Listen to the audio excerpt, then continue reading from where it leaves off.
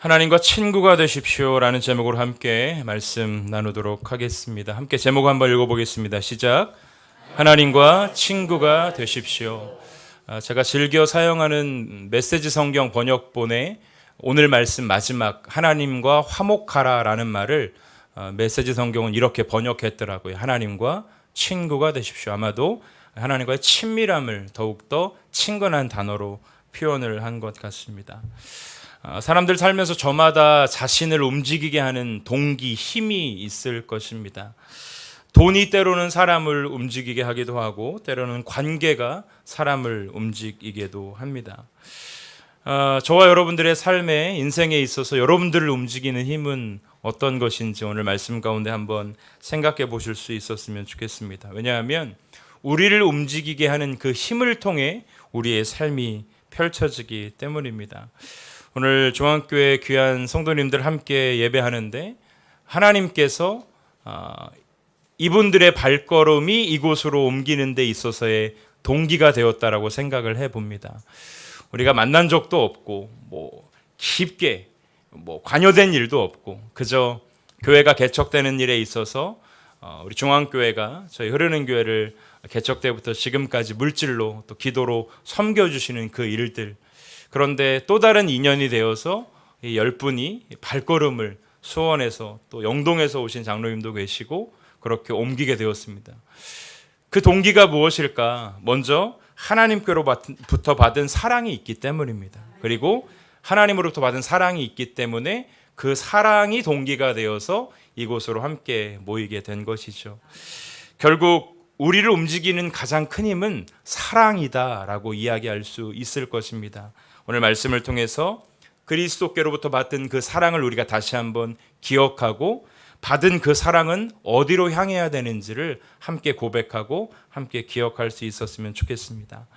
제가 지난주 금요일 날 청주에 있는 한 개척교회에서 말씀을 전할 기회가 있었습니다. 말씀을 마치고 그 목사님께서 저에게 그런 말씀 해주셨어요. 목사님, 내 평생 붙잡아야 될 아주 소중한 말씀을 오늘 목사님을 통해 들었습니다. 무슨 내용인가 상기시켜 주시는데, 제가 우리 성도들에게 자주 쓰는 표현이기도 한데, 하나님이 주신 복을 나만 독차지하면 복이 아니라 독이 된다. 제가 이런 표현 성도들에게 많이 말씀드렸죠. 마찬가지입니다. 그리스도의 사랑이 우리를 향하고 있고 그리스도의 은혜가 우리를 향하고 있습니다. 그런데 그것이 나에게만 향하게 하고 나에게서 머무르면 그것은 고인물이 되고 썩게 됩니다. 내 영적인 생활이 더욱더 강건하여지고 복되기 위해서는 주신 것들이 내 것이 아니다라는 신앙 고백이 먼저 있어야 되고, 어떻게 해서든지 누구에게로든지 어디로든지 흘러가야 그게 영적인 선순환을 지속적으로 일으킬 수 있다. 제가 늘 중요하게 생각했던 부분을 그 교회에서 나눴는데, 그 선배 목사님께서는 목사님 평생 내가 붙잡아야 될 말씀을 주셔서 감사합니다. 저는 제가 좋은 언어와 좋은 설교의 내용으로 그것을 전달하여서 그 목사님이 그렇게 받아들인 것이 아니라 그 목사님이 후배의 설교에도 어떤 식으로든 은혜 받을 준비가 되어 있었기 때문에, 그릇이 되었기 때문에 그것을 후배를 통해 주시는 하나님의 말씀으로 여기고 그렇게 저에게 역으로 도전이 되었다. 붙잡아야 될 아주 소중한 메시지를 얻었다 말씀해 주신 것 같습니다. 마찬가지입니다. 오늘 이 말씀을 통해서 우리가 나눌 수 있는 것은 딱 하나입니다. 그리스도의 사랑과 그리스도의 은혜입니다. 그 사랑이 우리를 강권하고 그 사랑이 우리를 움직이고, 결국 그 사랑을 통해 우리의 삶이 주님과 함께 동행하는 삶을 살기 위해서는 결론을 먼저 맺습니다. 하나님과 친구가 되어야 하고 하나님과 화목해야 한다라는 것입니다. 바울은 주변 사람들로부터 미쳤다라는 이야기를 많이 들었습니다. 고린도후서 11장에 보면 바울의 복음 여정 가운데 어떠한 고난 받았는지를 아주 자세하게 바울이 설명하고 있습니다. 매를 맞는 것, 옥에 갇히는 것, 이건 일상 다반사였죠. 그의 열정을 보면서, 그의 행동을 보면서 수많은 사람들이 미쳤다라고 이야기합니다. 그런데 이 세상 사람들의 조롱의 소리를 바울은 오늘 본문 13절에서 이렇게 받아치고 있습니다. 우리가 미쳤어도 하나님을 위한 것이요 정신이 온전하여도 너희를 위한 것이다. 하나님을 위해 미쳤다라는 표현보다 저는 이 뒤에 표현이 더 도전이 되는 거예요. 정신이 온전하여도 너희를 위한 것이니. 자기를 비방하고 비판하는 사람을 위하고 있다라는 것이 바울의 그리스도의 사도의 정체성을 그대로 보여주고 있는 것입니다. 자기를 향하고 있지 않죠. 삶이 그리스도를 향하고 있고 하나님께서 우리에게 허락하신 이중계명, 하나님을 사랑하고 이웃을 사랑하라는 그 이중계명을 지금 지키고 있는 거예요. 봐라, 이제 하나님의 능력이 내게 임하면 너네는 죽었다. 이게 인간적인 감정인데 바울은 그렇지 않습니다. 내가 만일 미쳤다라면 하나님을 위한 것이고 내 정신이 온전하다라면 그것은 당신들을 위한 것이다. 나를 통해 당신들에게 그리스도의 복음이 흘러가기를 바란다라는 이 바울의 목양일념의 마음을 우리는 엿볼 수 있는 것입니다. 그 원동력이 무엇이었을까? 그 동력이 무엇이었을까? 오늘 말씀 보니까 14절 말씀에 명확하게 그 동력에 대해서 이야기를 하는데 제가 읽어드리겠습니다. 그리스도의 사랑이 우리를 강권하시는도다. 여러분, 사람을 움직이는 여러 가지 힘, 동기, 그러나 바울을 움직이는 힘은 다른 것이 아니라 그리스도의 사랑이었던 것이죠. 그 사랑이 날마다 실제가 되어서 자신을 움직이는 힘이 되었다. 이 강권하다라는 뜻이 좀 궁금해서 원어를 찾아보니까 시네케이라는 헬라어를 쓰고 있는데 의미가 이래요. 사방에서 에워싸고 한 방향으로 몰고 가다, 이런 의미가 있더라고요. 사방으로 에워쌌는데 그의 방향은 한 방향인 거예요. 그리스도께서 원하시는 그 길로 한 방향으로 걸어간다라는 것입니다. 예수님의 십자가의 사랑과 은혜가 바울의 마음을 완전히 사로잡은 것이죠. 제가 우리 성도님들에게 그런 표현 자주 하는데, 본인이 부인하여도 지금 여러분들이 가장 많이 여러분들의 시간과 돈과 에너지를 쓰는 곳이 여러분들의 가치관입니다. 이건 어쩔 수 없어요. 부인할 수 없어요. 왜? 사람은 그렇거든요. 내가 가장 좋아하는 일에, 내가 가장 귀하게 여기는 일에 마음을 씁니다. 어제도, 그러니까 저희 교회는 약간 사랑방 같은, 이상하게 많이 선배 목사님들이 많이 찾아오세요. 되게 이상해요. 선배님들이 저에게 와서 고민을 털어놓으세요. 어제도 한 목사님이 오셔가지고 저한테 그래요. 이 목사는 어떻게 그렇게 에너지가 넘쳐? 그런 얘기를 자주 해주시거든요. 네, 제가 그렇게 얘기했죠. 운동하세요, 운동. 저는 운동을 상당히 좋아하거든요. 이번 주도 좀 아내한테 혼났는데, 왜냐하면 또 이미 가입된 팀이 있는데 이번에 또 족구팀까지 가입을 해가지고 지금 월요일에 야구하고 금요일에 족구하고 어젯밤에 또 우리 이종만 집사님 테니스 레슨 지금 2달째 받고 있고, 내가 지금 뭐가 되려고 그러는지 잘 모르겠는데 어쨌든 근데 그 시간들을 통해 저에게 주는 유익도 있고 막 스트레스가 해소되는 그런 부분들도 분명히 있단 말이죠. 내가 좋아하니까 하는 거예요, 여러분. 제가 월요일 아침마다 야구하러 청주로 가거든요. 그러니까 저희 아내가 저한테 그러는 거예요. 목사님들 야구 리그가 있는데, 아니 뭐 한다고 월요일 날 좀 쉬지, 그 청주까지 가가지고 뭐 돈 받고 하는 것도 아니고 돈 내면서 왜 그거를 하냐, 자꾸 저한테 그런 얘기를 해요. 근데 제가 갔다 오면 얻는 그 에너지가 있거든요. 다녀오면 얻어지는 그 힘이 있고, 또 목사님들 한 20명이 모여서 운동을 하다 보니까 그냥 일상적인 대화들도 저에게 유익이 되고 도움이 되는 부분들이 있기 때문에 갑니다. 물론 가장 가는 큰 이유 중에 하나는 제가 잘하거든요. 그래서 그걸 뽐내고 싶어가지고 가는 그런 것도 있기도 한데, 어쨌든 여러 모양으로 내가 원하는 것에 에너지를 쏟더라니까요. 내가 원하는 것에. 그런데 오늘 바울은 그리스도를 위하는 삶에 자기의 전부를 걸었죠. 저는 여러분들에게 여러분 삶의 전부를 드립시오, 이런 얘기를 드리는 게 아닙니다. 우선순위, 방향이 그리스도를 위하고 있는가를 분명 우리는 점검해야 되죠. 다 사도 바울이 될 수 없어요, 여러분. 성경을 자세히 들여다보면 그런 소원할 수 없어요. 바울이 어떻게 살았는가를 봤을 때에 우리는 그의 신발끈조차도 감당할 수 없는 연약한 존재입니다. 우리 부모들이 자녀들을 위해 기도할 때에 어떤 기도를 하냐면 솔로몬과 같은 지혜를 달라고 기도 많이 하거든요. 근데 신기한 게 있어요. 성경에 보면 하나님께서 그런 것들을 좀 방지하시려고 솔로몬과 같은 이가 이전에도 없었고 이후에도 없을 것이다 얘기했는데 우리는 그거 무시하고 솔로몬과 같은 사람이 되게 해달라 이야기할 때가 많이 있죠. 여러분, 그리스도의 사랑이 바울을 강권하여서, 이건 바울의 의지가 아니에요. 강권하시는 그 사랑이 바울을 복음의 발걸음으로 한 걸음 한 걸음 내딛게 해주셨다라는 것입니다. 그 사랑의 핵심은 15절 말씀에 등장을 하고 있는데 바로 우리를 위해 죽으신 예수 그리스도의 십자가를 의미하고 있습니다.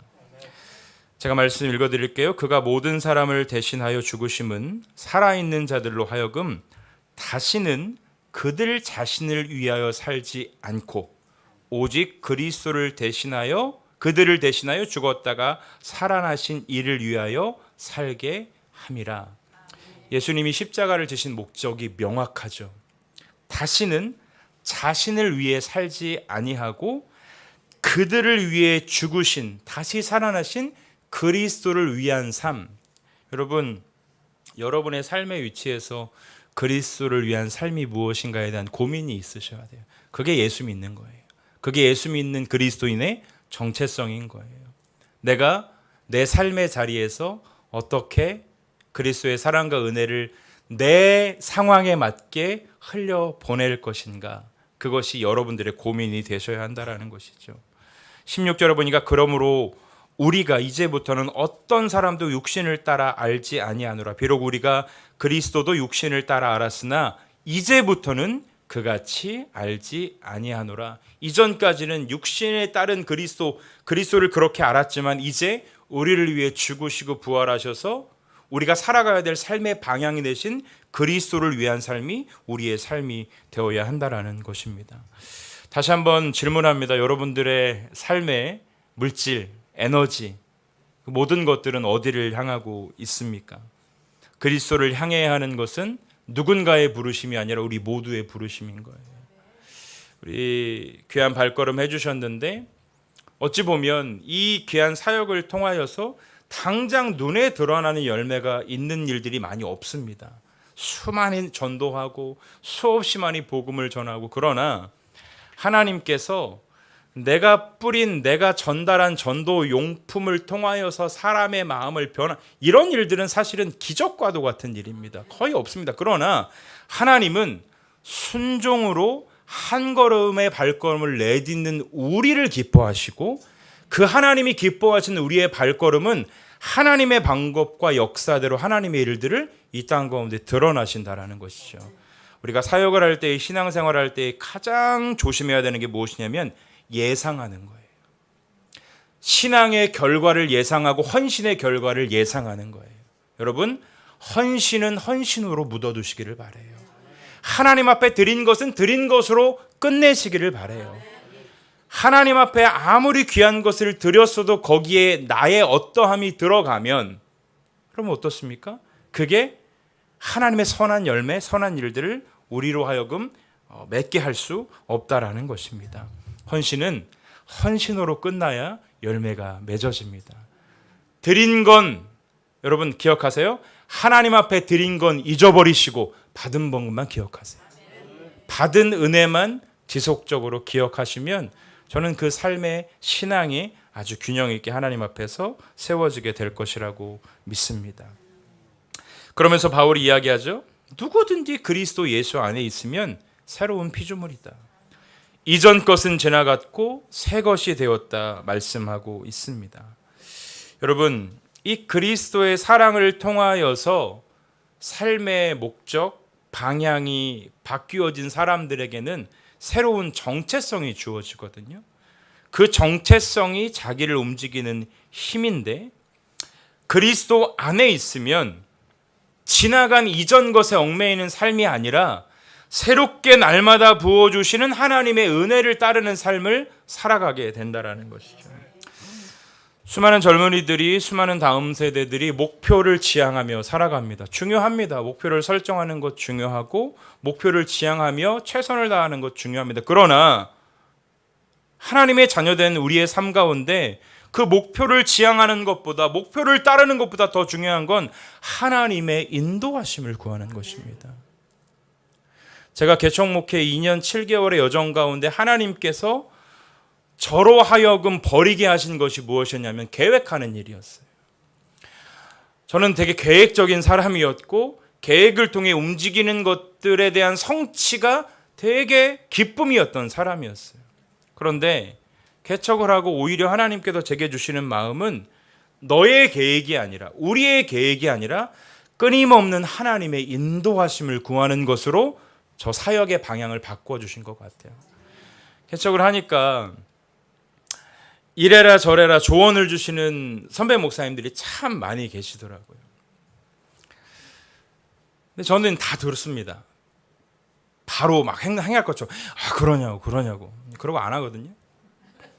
왜냐하면 제가 늘 고민하는 게 뭐냐면 우리 공동체에 원하시는 것이 무엇일까? 나에게 원하시는 것이 무엇일까? 물론 뭐 그런 것들을 통하여서 모방하고 또 그런 것들을 통하여서 얻어지는 유익이 있지만 늘 그 기도가 한결같은 저의 태도였던 것 같아요. 하나님, 이 교회 공동체를 향한 하나님의 마음은 무엇입니까? 그 지난 2년 동안 이래도 되나 싶을 정도로 정말 예배만 드렸어요. 훈련도 안 했고요. 처음 우리가 이제 이 구약 성경을 다뤄보고 있는 거고, 작년 연말부터 처음 이제 소그룹 모임도 해보는 거고, 그러나 그것도 저는 그렇게 생각합니다. 그것이 정답이고 꼭 이것만을 해야 된다라고 생각하지는 않습니다. 그때 주시는 감동과 은혜를 따라서 하나님 안에서 하나님 주시는 지혜로 공동체가, 그래서 저는 바라고 소망하는 게 있어요. 저의 목회 계획이 중요한 것이 아니라 하나님 앞에 순종하는 우리가 될 때에 어떻게 이 공동체를 이끌어 나가실까? 어떻게 부족하고 작지만 이 지역사회 안에서 이 교회가 빛과 소금의 구원의 방주 역할을 감당할까 기대가 되더라고요. 때로는 마음 한구석에 그 계획과 그런 부분들에 있는 어떤 마음의 좀 눌림도 있습니다. 그러나 끊임없이 그 싸움을 하는 거죠. 하나님, 이끌어 주십시오. 우리가 해야 할 일은 순종입니다. 우리의 계획보다 하나님의 말씀에 순종하는 것이 더욱더 복되고 가치 있고 아름다운 열매로 드러난다는 사실을 여러분들의 삶 가운데 경험할 수 있었으면 좋겠습니다. 지나간 이전 것에 얽매이는 삶을 여러분 하나님 안에서 완전히 벗어버리시기를 바라요. 지난주 목요 예배 때도 말씀 나눴지만 우리는 의외로 이미 하나님이 해결하시고 이미 하나님께서 십자가로 말미암아 모든 죄와 사망의 짐들을 벗겨주셨음에도 불구하고 지나간 상처와 지나간 패배와 지나간 실패에 얽매일 때가 많이 있다는 것을 발견하게 됩니다. 그리스도 안에서 새로워졌다라는 것은 단순히 도덕적으로 윤리적으로 좀 뭔가 나아지고 우리의 성격이 좋아지고 이게 아니라 존재가 달라졌다라는 이야기입니다. 가치관과 삶의 방향성이 완전히 달라져 버린 그 삶을 우리는 살아간다라는 것입니다. 그 일들을 위해서 하나님께서 우리에게 하신 말씀, 하나님의 부르심이 있는데 18절 말씀에 보면 하나님께서 우리 가운데 이렇게 말씀하십니다. 제가 읽어드리겠습니다. 모든 것이 하나님께로 났으며, 제가 봉헌기도 할 때마다 이 고백을 드리죠. 모든 것이 주께로부터 왔습니다. 모든 것이 하나님께로부터 났습니다. 이 고백 없으면, 이 신앙의 근간이 없으면 건강한 신앙이 세워질 수 없어요. 왜? 인간은 자기 중심적이죠. 자기에게 관대하죠. 그래서 되어진 일들의 공을 나에게 돌리고 싶어하는 마음이 있죠. 그러나 하나님 명확하게 말씀하십니다. 모든 것의 시작은 그리스도, 모든 것의 시작은 하나님께로부터 출발되었다라는 거예요. 그가 그리스도로 말미암아 우리를 자기와 화목하게 하시고 18절에 보니까 화목하게 하는 직분을 주셨다 우리에게 말씀하십니다. 그러면 19절에 하나님께서 그리스도 안에 계시사 세상을 자기와 화목하게 하시며 그들의 죄를 그들에게 돌리지 아니하시고 화목하게 하는 말씀을 우리에게 부탁하셨는데, 우리가 그리스도를 대신하여 사신이 되어 하나님이 우리를 통하여 너희를 권면하시는 것 같이 그리스도를 대신하여 간청하노니 너희는 하나님과 화목하라. 제가 이거를 아주 간단하게 정리해 드릴게요. 하나님께서 그리스도를 통해서 하나님과 우리를 화목하게 하신 이유가 무엇이냐? 그리스도를 대신한다라는 표현이 오늘 두 번이나 20절에 등장을 하거든요. 그리스도를 대신하여 우리를 사신으로 불렀다라는 거예요. 이 사신이라는 말을 제가 영어 성경을 찾아보니까 엠버서더, 대사인 거예요. 대사. 아, 그렇구나. 하나님께서 우리를 이 땅 가운데 하나님의 사랑과 은혜를 통해 그리스도의 생명을 이 땅 가운데 주시고자 한 그 사건을 대리하는 대리인으로, 대사로, 엠버서더로 우리를 부르셨다라는 거예요. 아, 우리의 부르심이 거기에 있구나. 그런데 다시 한번 바울은 강조합니다. 그 부르심을 감당하기 위해서 우리에게 바울이 다른 이야기 하잖아요. 이런 것들을 갖춰야 되고 이런 것들이 있어야 되고, 이게 아니라 뭐라고 권면합니까? 하나님과 화목해야 된다. 분명 하나님은 깨어진 인간과의 관계의 화목을 위해서 그리스도를 보내셨단 말이에요. 그런데 다시금 바울은 그 부르심이 우리 안에 있는데 그 부르심을 감당하기 위해서 우리에게 필요한 건 다른 것이 아니라 하나님과 화목함을 누려야 하고 지속해야 한다는 것이죠. 제가 제목을 하나님과 친구가 되십시오 정했죠. 메시지 성경은 그렇게 번역을 합니다. 친밀감을 더욱더 강조하기 위해서 하나님과 친구가 되어서 하나님과 동행하는 삶을 살아가면 내 의지가 아니라 그분이 우리에게 끊임없이 말씀해 주시고 깨닫게 해주시고 생각나게 하셔서 바른 길 정도를 걸어갈 수 있는 은혜를 주신다라는 것입니다. 말씀을 정리합니다. 사랑하는 동역자 여러분, 여러분들은 여러분들과 하나님 사이에 막힌 담을 허물기 위해 이 땅에 오신 그 그리스도와 함께 어떠한 삶을 동행하며 살아가고 계십니까? 그리스도가 우리에게 주시는 그 유익이나 응답의 마음을 빼앗기지는 않으십니까? 왜 그리스도가 응답이라는 생각은 안 하십니까? 왜 그리스도가 우리의 만족이라는 생각은 안 하십니까? 하나님이 우리에게 그리스도를 주신 것은 그리스도를 통하여서 주시는 유익 있습니다. 그러나 그 이전에 그리스도가 너의 만족이냐? 예수가 너의 기쁨이냐? 예수가 너의 소망이냐라는 질문을 끊임없이 우리에게 주셔서 그 길을 걸어가는 가운데 누구나 광야를 걷게 되면, 누구나 절망의 시간을 걷게 되면, 혼자의 길을 걷게 되면 그리스도가 만족이 됩니다. 대부분 그렇습니다. 절망의 상황 가면 붙잡습니다, 여러분. 제가 학교 다닐 때 보니까 교회 안 다니는 친구들도 시험날은 예수님을 찾더라고요. 그게 인간의 본성입니다, 본성. 누군가를 찾게 되어 있습니다. 근데 우리는 그 정도의 신앙을 하나님께서 우리에게 요구하시는 게 아니잖아요. 하나님은 우리를 대사로 부르셨다라는 거예요. 여러분, 이 대사가 그 말 한마디가 그 나라를 대신하는 거거든요. 그 말 한마디가 그 나라의 품격을 대신하는 거거든요. 그래서 우리의 가장 어려운 선교지는 우리의 일상인 것입니다. 그 일상을 어떻게 살아가느냐. 우리도 지난주에 가서 호수공원 가서 전도지도 나눠주고 그런 일들도 꾸준히 우리가 해야 되는 귀한 사명입니다. 그러나 더 큰 사명은 우리의 일상을 얼마나 복되게 아름답게 살아내느냐. 거기에서 말씀을 정리하면서 여러분들에게 도전이 될 수도 있고 부담이 될 수 있어요. 여러분, 목회데이터 연구소에서 이러한 그 연구 결과를 발표를 했는데 비그리스도인들이 그리스도인들을 통하여서 복음을 접하는 것, 뭐 전도지 이런 거 아닙니다, 여러분. 딱 하나입니다. 그들의 삶입니다. 그런데 비그리스도인들이 그리스도인들을 가장 싫어하는 이유도 똑같이 그들의 삶입니다. 그리스도인들의 삶을 통해 복음이 전해지는 반면 그리스도인들의 삶을 통해 복음이 막혀지고도 있다는 것이죠. 하나님께서 우리를 사랑하셔서 예수 그리스도를 이 땅 가운데 우리를 위해 보내주셨습니다. 저로 막힌 인간과 하나님과의 관계를 대신하실 화목 제물을 찾으셨고 하나님의 사랑은 상상을 초월하여 인간의 죄악됨을 그리스도로 말미암아 새롭게 깨끗게 온전케 하셨습니다. 그러나 그게 목적이 아닙니다. 하나님의 목적은 우리의 죄를 사하여 구원하여 내준 것, 여기가 끝이 아닙니다.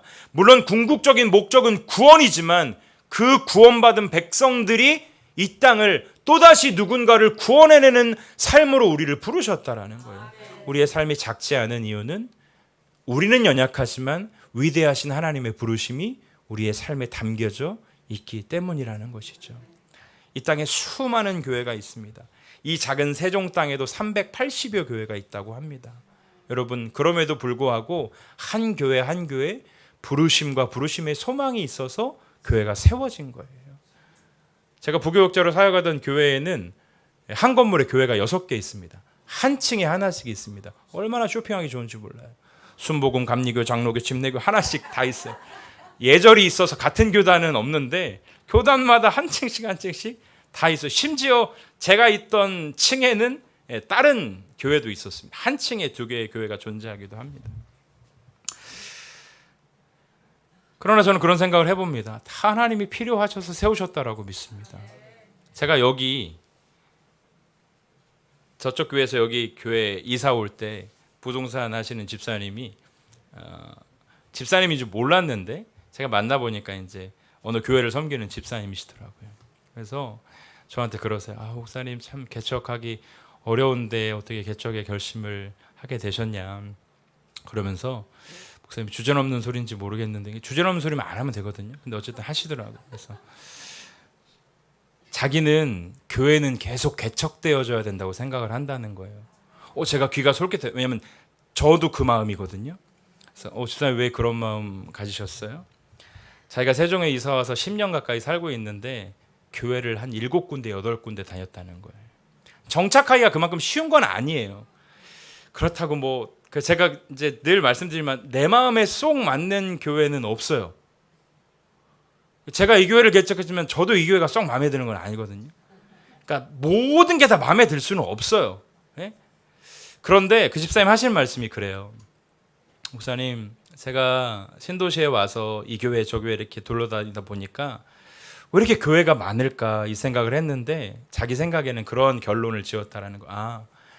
이 교회도 필요하고 이런 목사님도 필요하고 이런 공동체도 필요해서 누군가에게는 필요해서 하나님께서 교회를 세우셨구나라는 생각을 하게 됐다라는 거예요. 그래서 신기합니다. 제가 그 마음으로 교회 개척했거든요.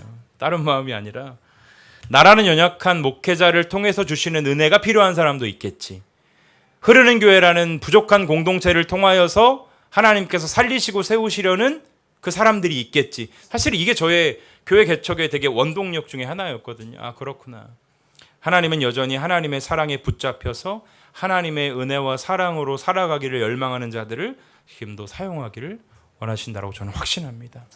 사랑하는 동역자 여러분, 그리스도의 사랑이 저와 여러분들의 삶을 강권하셔서 의지대로 뜻대로 사는 인생 아니라 하나님이 인도하시는 대로 순종하는 삶이 여러분의 삶 되시기를 주의 이름으로 축원합니다. 순종이 하나님의 역사를 불러옵니다. 순종이 하나님의 일들을 우리 가운데 불러오는 줄로 믿습니다. 삶의 모든 자리가 하나님의 일하심과 역사하심의 증거의 현장이 되는 우리 모두가 될 수 있기를, 하나님과 친밀함을 통해 하나님과의 사귐과 친구됨을 통해 그 일들을 멋지게 감당하는 우리 모두가 될 수 있기를 주님의 이름으로 축복합니다.